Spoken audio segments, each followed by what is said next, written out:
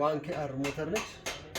ዛሬ በዚህ ሞተር ይሄን በልሃለሁ ብሏል እንትና እኛም እየበላላናት ነው። እቺ ቴስታቷ ነች።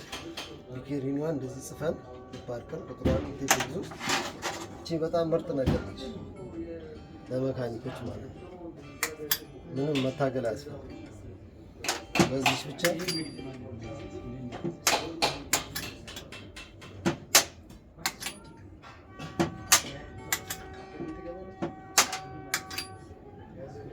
ማግኔት ነች። በጣም ምርጥ ማግኔት ነች።